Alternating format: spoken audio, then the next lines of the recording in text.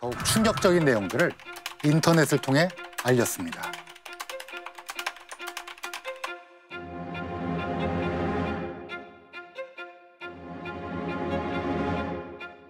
저희 아들들은 친아빠한테 어렸을 때부터 저와 같이 집에서 윤락을 강요받으며 살았습니다. 저희 오빠와 올케까지 다 합세하여 친정집이 성관계하는 장소였습니다. 남편과 시아버지는 물론이고 친정 식구들까지 모두 성폭행 가해자라는 주장을 새롭게 하기 시작한 거예요. 무슨 영상이지?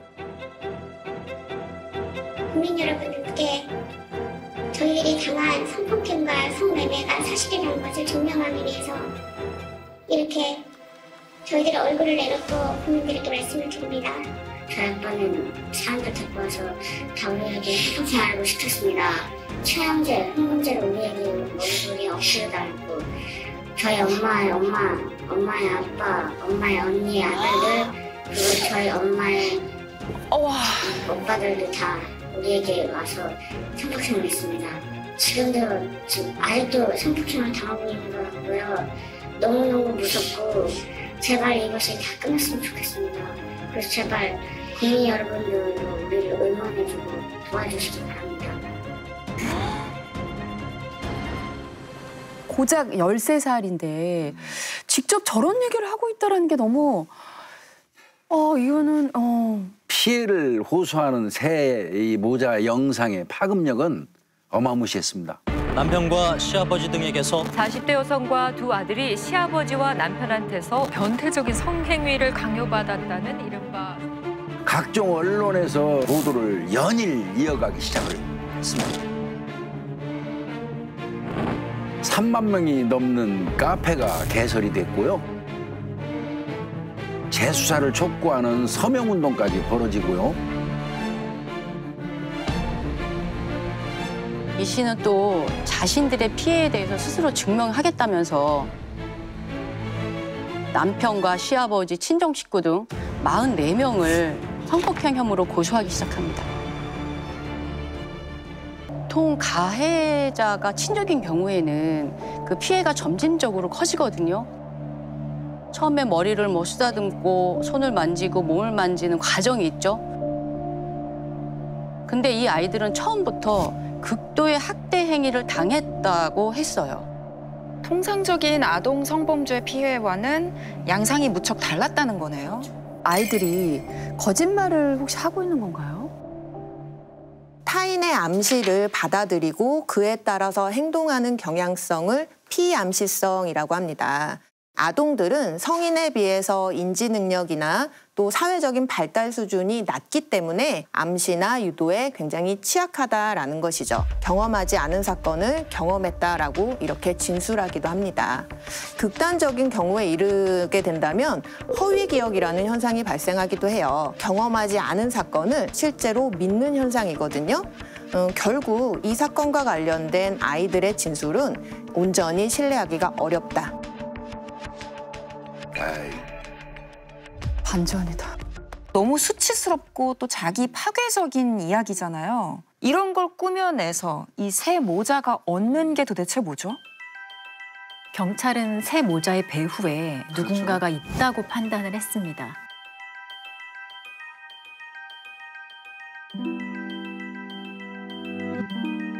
누가 있죠? 아이들이 이모 할머니라고 부르는 한 여성이었습니다. 정확히는 이 씨의 작은 어머니의 여동생이었습니다. 이모 할머니라고 불렀다는 걸 보면 친하게 지냈나 봐요? 이모 할머니하고 어머니 이 씨의 관계는 미국에서부터 시작됩니다. 2004년경에 어머니 이 씨는 이유를 알 수 없는 병에 시달렸다고 합니다. 이 씨의 친정언니는 동생의 병세에 차도가 없으니까 답답한 마음에 먼 친척벌인 무속인 김정란 씨에게 상의를 했다고 합니다.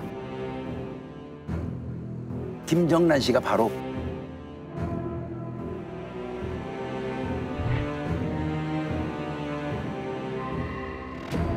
이모 할머니입니다.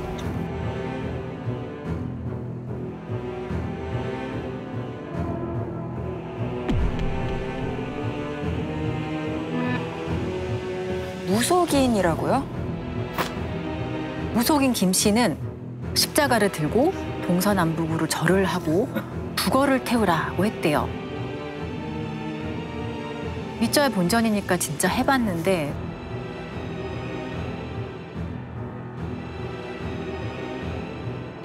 근데 신기하게도 병이 나은 거예요.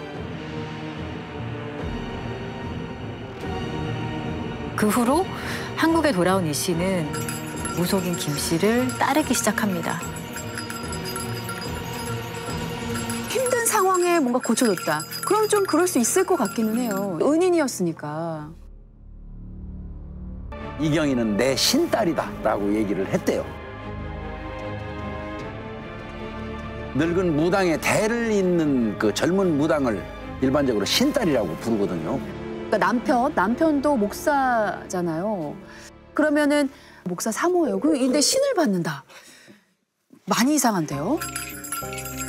친정 식구들이 당장 김 씨와의 관계를 끊으라고 펄쩍 뛰기 시작을 했습니다. 그랬더니 이 씨가 친정과 척지기 시작했다는 겁니다. 무속인 김 씨라는 존재가 정확히 이 사건과 무슨 관련이 있는 거예요? 남편과 친정 식구들은 무속인 김 씨가 애초에 이 씨의 재산을 노리고 접근한 것 같다고 했습니다. 돈 때문에 거짓으로 이 사건을 만들어냈다는 것 같다는 거죠. 남편 강 씨가 돈이 좀 있다고 했었잖아요. 교회 목사인 아버지에게서 88억 원에 달하는 재산을 증여받았습니다. 이미 대부분이 처분됐다고 하지 않았어요? 그런데 이제 남편 강 씨는 자신의 부동산이 매각되거나 아내의 이름으로 명의 이전된 사실을 모르고 있더라고요. 전혀 몰랐다고요?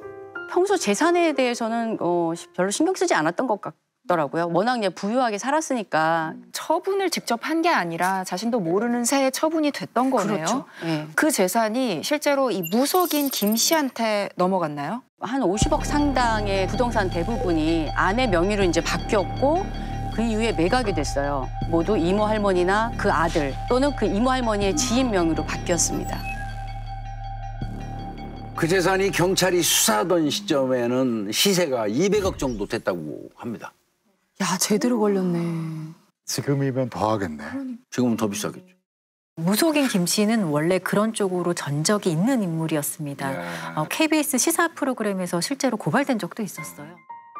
너는 내가 900에 해주겠다. 900만 원에 자금살을 풀어주겠다. 모든 병을 고쳐주겠다. 신의 이름을 빙자해 많은 사람들을 공경에 빠뜨려왔다는 한 무당을 추적해봤습니다. 언니는 구슬해야 돼, 구슬. 굿 안 하면 엄마가 돌아가지 않을 수준이라니까. 언니가 돈만 나 주면은 선생님들 금방 차려. 지금 잘못 끌어모을 수 있는 돈이 얼마나 끌어모을 수 있는데. 지금 언니한테 있는 돈이라도 걸어놓고 그날을 적어놓고 가야지. 내가 누구를 안 잡아준단 말이야. 그러니까 엄마 보고 여기 전화 걸어서 돈 좀 쓸 일 있다고 통장에다 붙여달라고. 사실은 범죄자고 사기꾼이고 전과자인 거잖아요. 이 무당이라는 사람이. 돈을 빼앗으려는 목적으로 새 모자를 이용하고 조종했다는 거잖아요. 게다가 어린 아이들에게 거짓 폭로까지 시키고요. 무당한테 빠진 것까지는 본인이 이제 힘드니까 움직일 수는 있다라고 생각을 해도 근데 엄마라는 사람이 아이들을 앞세워서 저렇게 이야기를 시켰다? 이건 좀 내린 굿을 받았다 그러면 두 사람 사이는 신딸과 신엄마 관계가 성립이 되거든요. 절대 복종이 해되고요. 아마 어머니 이 씨는 스스로 제대로 된 판단조차 할 수 없었던 거라고 볼 수밖에 없습니다. 아이들이 제일 걱정이 됩니다. 구해야죠. 경찰은 10여 명의 전문가들과 논의한 끝에 세 모자를 각각 분리하기로 결정했습니다. 근데 무속인 김 씨에 대한 수사가 진행되면서 어머니 이 씨가 경찰에 비협조적이었습니다. 그래서 언론 인터뷰가 있는 것처럼 속이고 불렀어요. 당시 세 모자는 언론 인터뷰 할 때만큼은 꼭 함께 나타났었거든요. 첩보 작전을 방불케 하는데요. 서울의 한 커피숍에서 새 모자를 만났습니다. 그리고 어머니를 따로 불러서 아이들이 정신과 상담을 받을 수 있도록 협조해달라고 설득했죠. 그런데 어머니 이 씨가 다짜고짜 아이들에게 소리를 쳤습니다. 뭐라고 소리를 질러요? 넘버 7!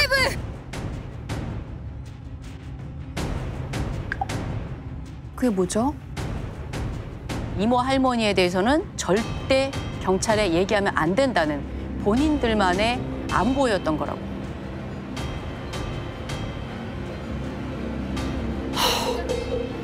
참 뭐야. 아이들한테 이 거짓말을 가르치면서 넘버 1, 2, 3부터 7까지 이런 구호까지도 교육을 시키고 짜놨다는 거잖아요. 야. 근데 이런 상황에서도 엄마가 무속인을 감싼다는 게 지금 이해가 안 됩니다. 자, 그럼 아이들은 구출이 됐나요? 어머니의 두 아들을 분리하는 데는 성공했습니다. 전문의 상담 결과 정신과적 치료가 필요하다는 소견이 나왔고요. 두 아이는 곧바로 병원에 입원하였습니다.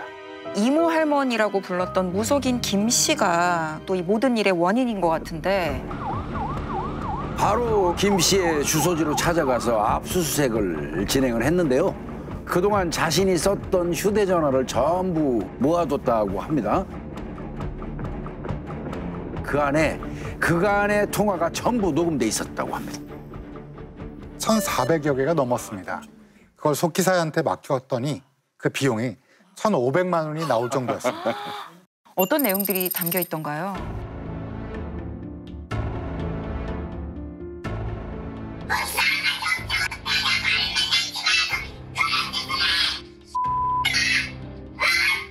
소리를...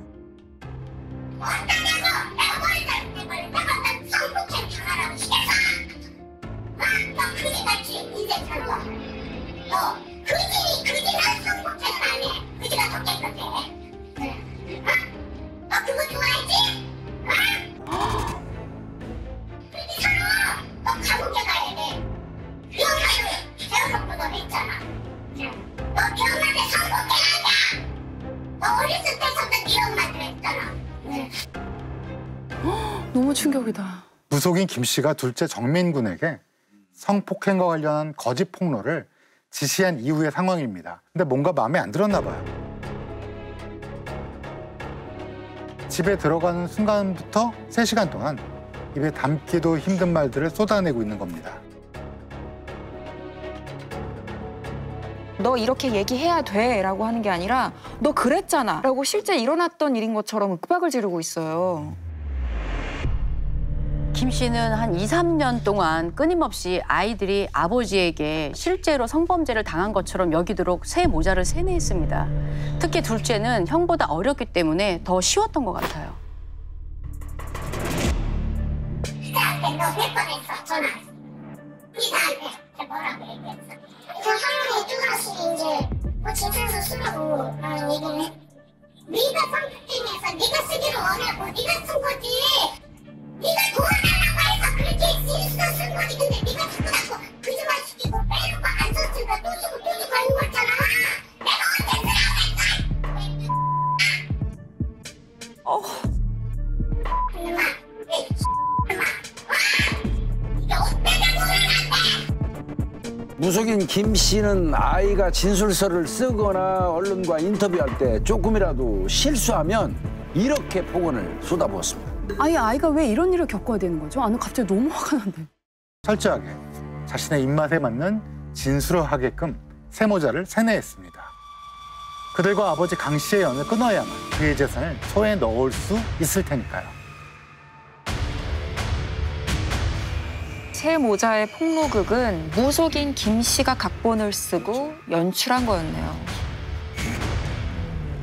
아이들은 어머니와 분리되고도 한 100일가량 입을 열지 않았습니다.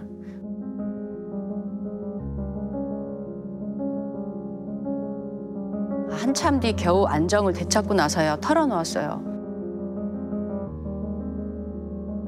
성폭행은 없었고 모두 이모 할머니가 시켜서 한 일이었다고 말이죠.